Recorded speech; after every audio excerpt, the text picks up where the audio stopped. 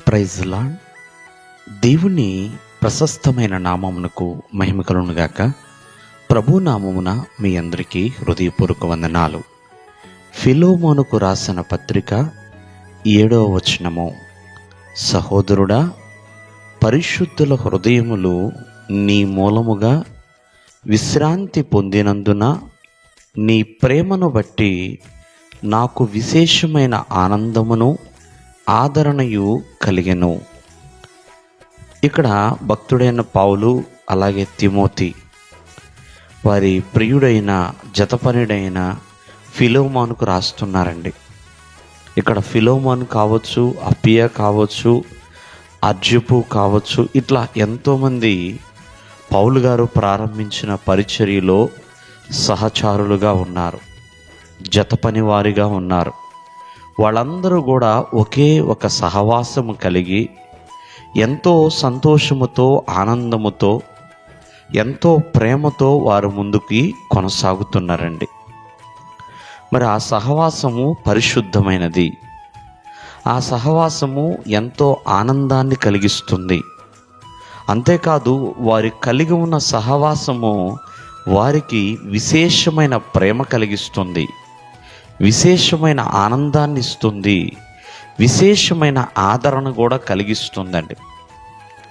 ఈ రోజున వారి సహవాసము చాలా చాలా ఉన్నతమైనదండి.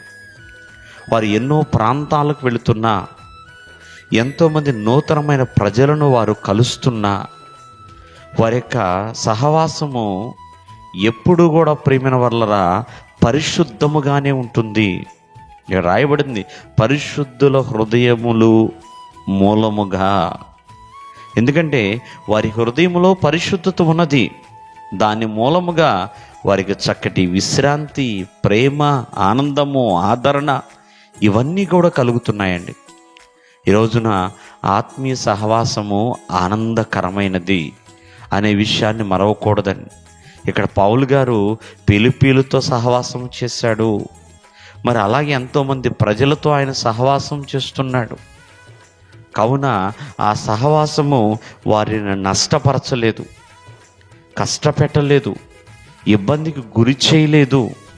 వారిని ఎంతగానో ప్రియమైన వాళ్ళరా ఒకరిని ఒకరు ప్రోత్సాహపరుచుకుంటూ, ఒకరి పట్ల ఒకళ్ళు ప్రేమ కలిగి, ఆనందముతో, ఆదరణతో ముందుకు కొనసాగే విధముగా ఉందండి. ఈ సహవాసము ఎంతో ఆనందకరమైనది, విశేషమైనదండి. కావున అటువంటి సహవాసాన్ని ఎవరు వారికి ఇచ్చారంటే ఆ దేవాది దేవుని యొక్క ప్రేమ, ఆ దేవునితో కలిసి ఉన్న ఆప్యాయత, అనుబంధము, వారు నడిచిన నడత, ప్రేమ, ఇవన్నీ కూడా సహవాసం యొక్క గుణగణాల్లో వాళ్లకు ఇమిడి ఉన్నాయి. కావున ఎప్పుడు కూడా పరిశుద్ధుల సహవాసము ఆత్మీయమైనదే, మేలుకరమైనదే. దేవుడు మిమ్మల్ని ఆశీర్వదించునుగాక. ఆమేన్.